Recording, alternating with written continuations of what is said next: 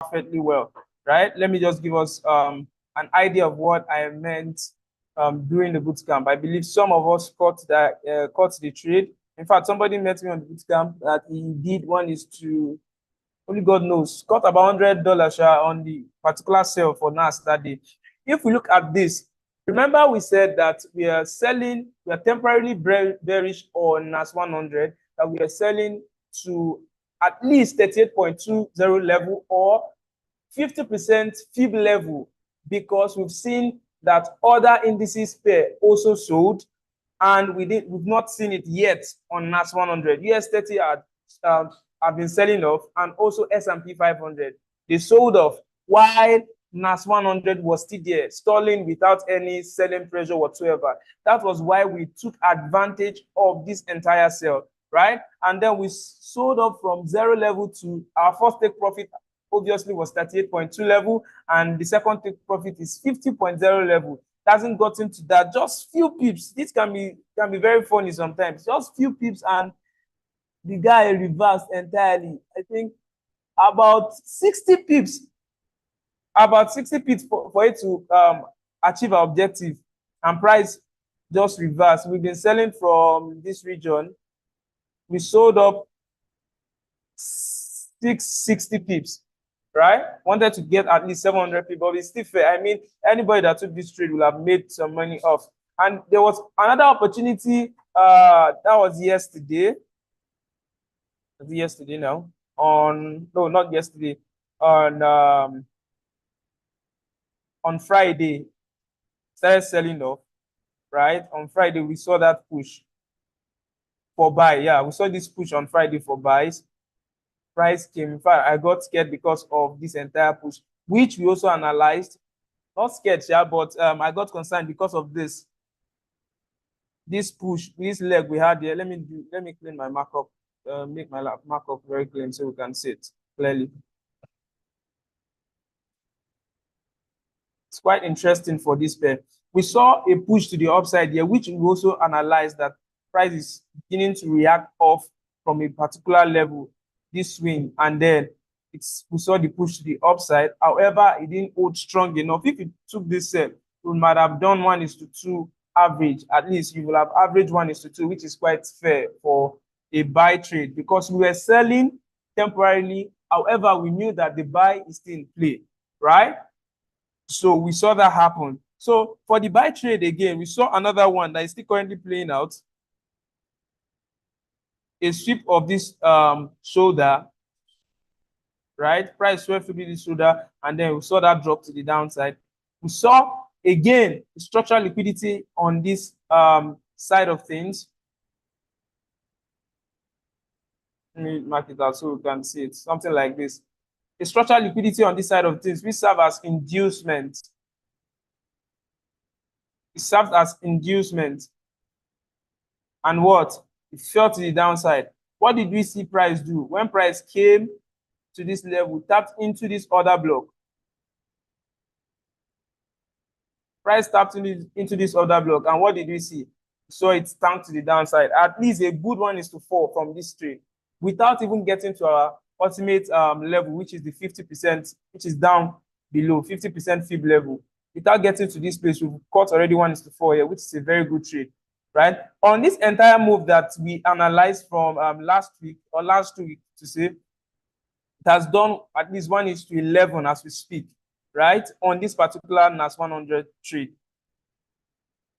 On this particular NAS 100 trade. So let me clean my markup. What am I saying for today? Nothing really special for today. I'm waiting for price to break this level. It will give me the confidence that we are back to our it's the bearish pressure. We are back with the bearish pressure, selling to the downside. However, price is still stalling this morning. So I want it to break this leg, and once it does that, then I can be confident that we are back selling, and I'll just continue adding more positions to the sell. So that is what I'm looking at for NAS 100. Again, there's a bit of concern because the analysis on US 30 is going to give us insight to what I'm trying to say here. There's a bit of concern on NAS 100. That's retraced 38 38.2% fib level, which coincides with this strong resistance storm support. You see, coincide with this strong resistance storm support, lining up very well with 38.2 fib level. Now let's go to US 30. Let's fib it. This entire swing that happened on US 30. What I'm trying to do is correlated asset. I'm trying to correlate two asset class together that move in tandem, right? Look at these guys.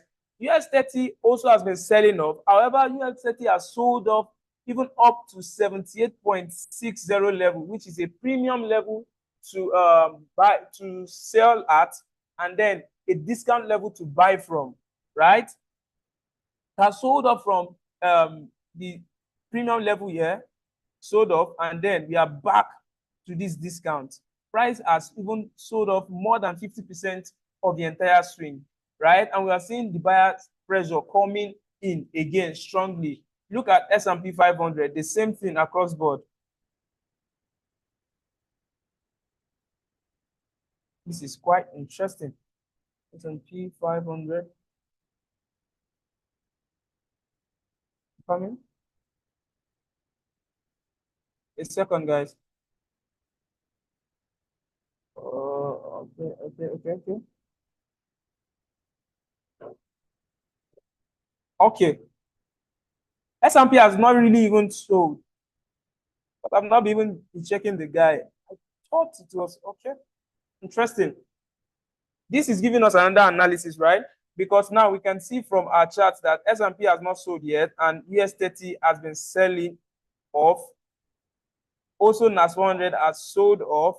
Most likely now, I might want to even bank on S&P 500 to take the sell. The concern I'm seeing on US 30 is because we've gotten to a very discount level here, and price can start buying from this level very well now. And if price start buying, we should know that it's just a continuation of the original trend of the market. The market has been bullish for months now. The market has been very bullish to the upside, right? So if we see this buyer's pressure resume, then we can be sure that we've resumed our buy. And also the bias on NAS 100 begins to change because one of the asset class have gotten to a discount level and has started buying from there. So might want to slow down on the selling pressure on NAS 100. However, with what we are seeing on S&P 500 now, the swing on S&P 500 hasn't done anything significant.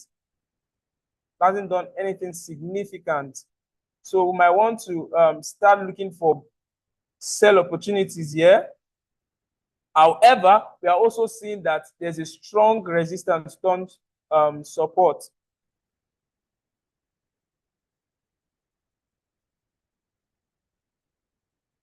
That price is rejecting from the 23.60 level. That price is rejecting strongly from.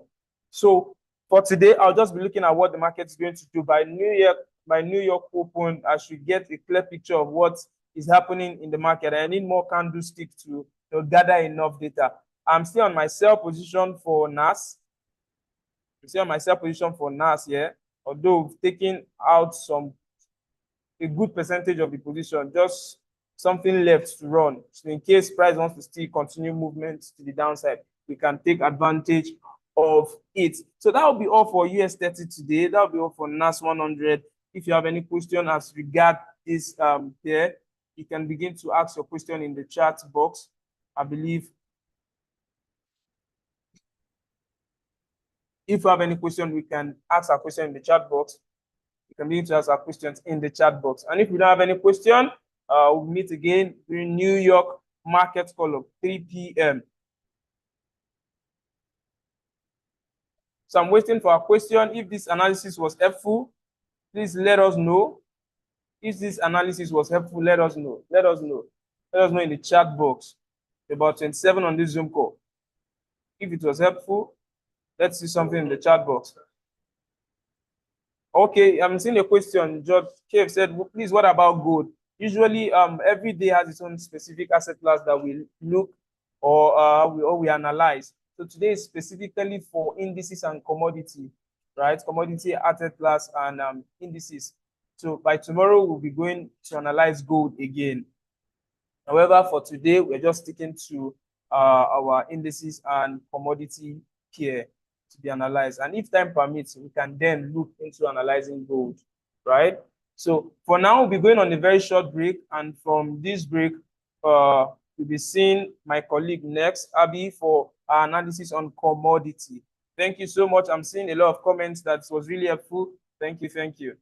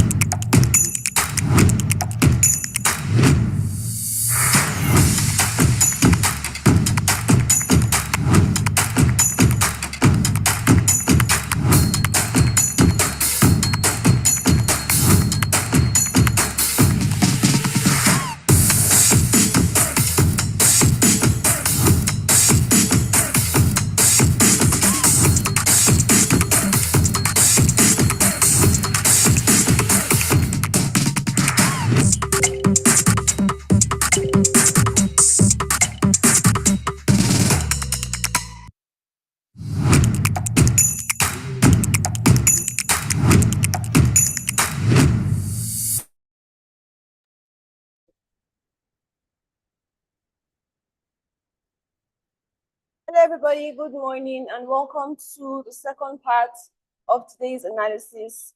My name is Abigail, and I'll be analyzing the commodity currency pairs, which include AUD/USD, NZD/USD, and USD CAD. Can you hear me? Please leave a comment in the chat box so I know that we are together.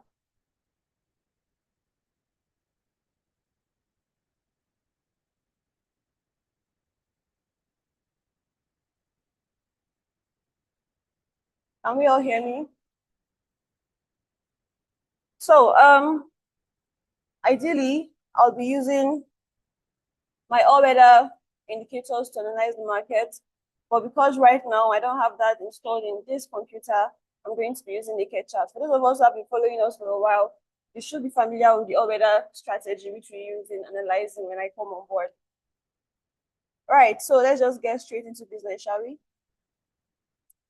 Now, on the AUD/USD, starting from the weekly time frame when using naked charts, you see kind of bearish movements to the downside, right? On the daily time frame, what do we see? More bullishness, higher highs, higher lows being formed, price coming to take out this level, right?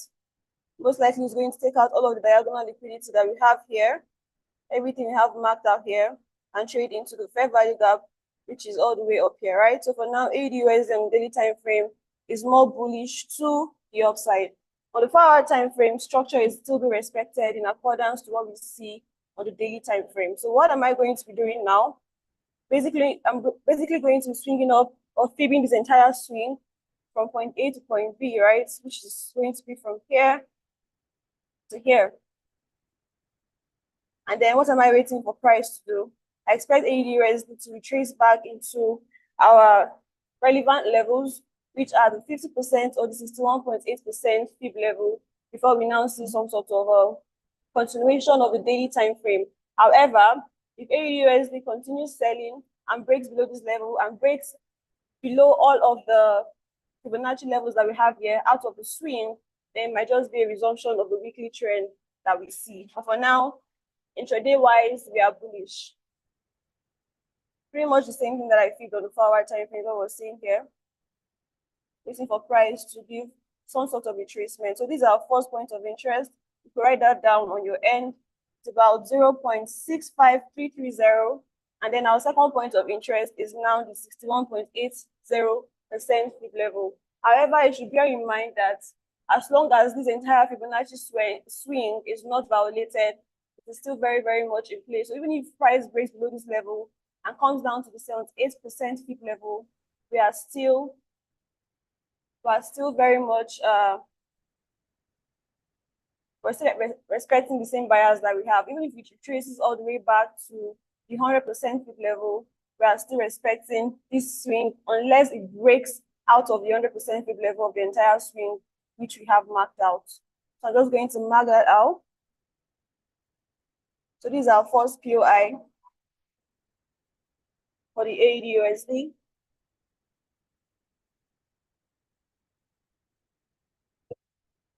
Now, on the 1-hour time frame, let's see how many pips we have from where price currently is to where it most likely will trade into.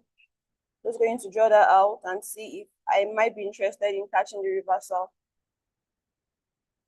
However, I'm only going to be catching the reversal because I've seen this play out several times, and my specific entry technique allows me to catch the reversals. So for you, you could just wait for price to get back to this level. But from where price currently is, the most likely area where it's going to reverse into, it's over 100 pips, right? Has there been any form of entry for AUD USD reversal level? Let's see.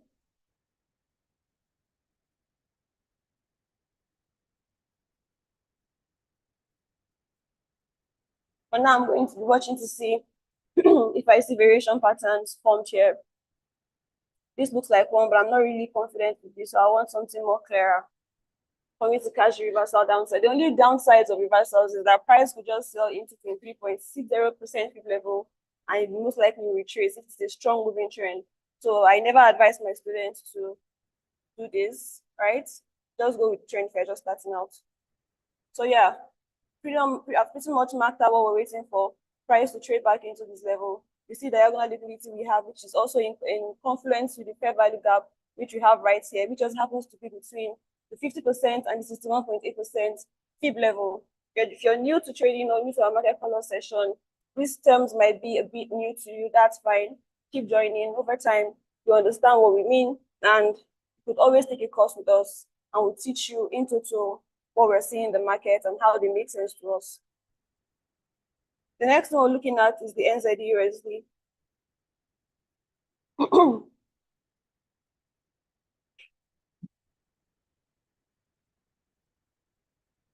So what do we see on the weekly time frame of NZD USD?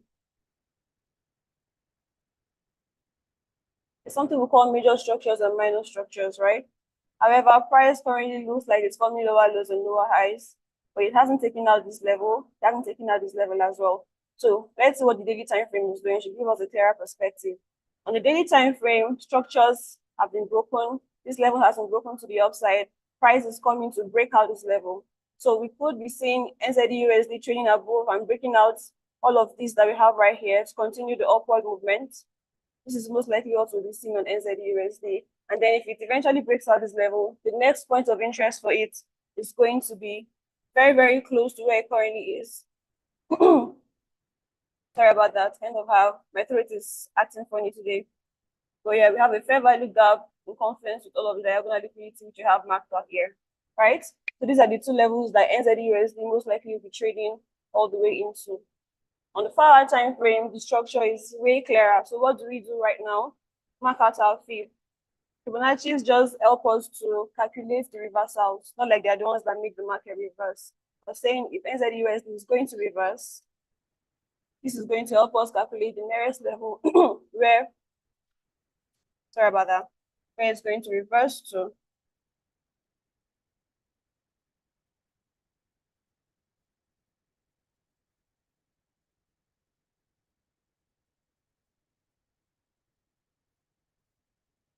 I'm marking the entire thing from here to here. So we should be seeing reversals from 50 to 60. This is our level we're looking at. We're going to mark that out as well. 50.0 to 61.8% fib level is exactly where we're looking at price reversing into. What else do we see if we zoom in? What else do we see that could be another extra confluence to what we already see here? Let's see if I see anything around that part. Let's go to the 2-hour time frame.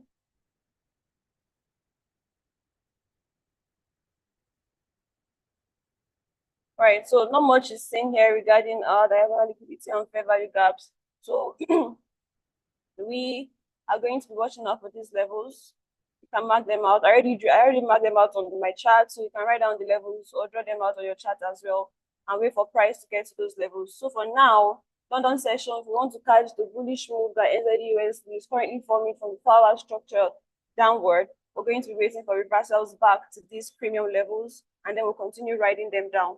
But for me who uses all weather, I'm going to go check my chart using the all weather on my desk, of course. And if I see entries for me to catch reversals, I'll be doing that.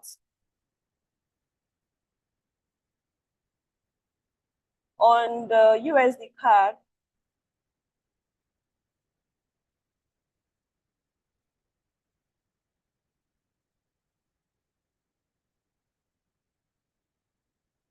we've been in this range for a while. Equal highs, equal lows that have been formed around this level. So, but price is still forming structure to the upside. So, looking at USD card, if USD card is able to break this resistance level that we had for a while, then we should see some sort of continuation of the up movement. However, if it's unable to, the next level we're looking at USD card coming to is come and break the low we have here to continue forming lower lows, right? On the daily time frame, what do we see? Price is just doing this, but in the process of doing all of this, it's forming lower lows and lower highs. It's forming lower lows and lower highs, right? Even on the 4-hour time frame, looking at our most recent structure, lower low, lower high, lower high, lower high, lower high, lower high, right? So this might be another formation of a new lower high that just keep forming structures to the downside.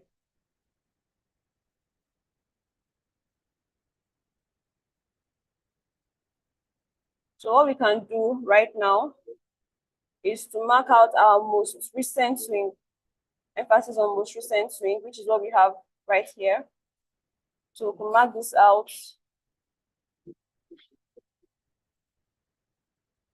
And then price is already in between 50% fib level that's tapped into it. But for us to know if Fibonacci level has held is when the candle stops there, another candle opens right at that entry point. For now, it's still moving upwards. So we're not just going to jump in and say it's already respecting the Fibonacci level. No, we want to see price come here, another red candle being formed, and then structures gradually being formed to the downside on time frames like the 5-minute and the 3-minute time frame. Then we'll know that this Fibonacci level starting to hold. So for now, USD card, you could just be watching your charts to see if 50% fib level is respected, or if it trades in between, trades all the way into the 61.8% fib level. If it does that, then you could take a shot on the sell of USD card. And that's pretty much it for the commodity currency pairs that we are looking at. That's pretty much it. And that will be it for today's analysis. If you have questions, you can let me know. If not, we'll be meeting during the New York session for the New York session of the market follow. So do you have questions?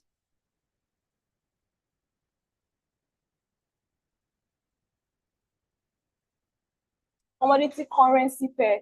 Because the driving forces of these pairs, the economy is moved by commodity currencies, right? You can make more research on that. AUD, USD card, they highly depend on oil, hence commodity currencies. Now, they're not commodity pairs. They are commodity currency pairs. Commodity pairs will be sugar, coffee. Those are commodities. These are commodity currency pairs. So USD card is heavily dependent on oil and the likes of it. Do I mainly use all weather? For now, yes. Yes, I do, okay. We always say it is good to stick to a strategy and not jump from one place to the other, right? So yeah, I mostly use all weather strategy. I'm the indicator guy on this floor. Thank you so much, Mr. Leche. I saw you in Abuja. Hello, sir. All right, then. So if there are no questions, could you please let me know if this was helpful to you? There are no more questions. Was this helpful?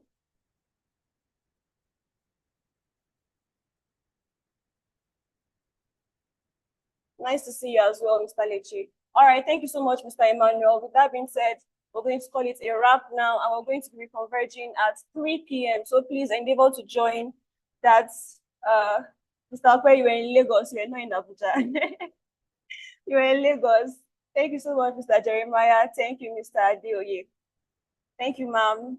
Madam Florence, Olive, Idakoji. This person is Gala. Hi, ma'am. All right, then. We'll meet at 3 p.m. for the continuation of today's analysis. Goodbye, cheers, and God bless.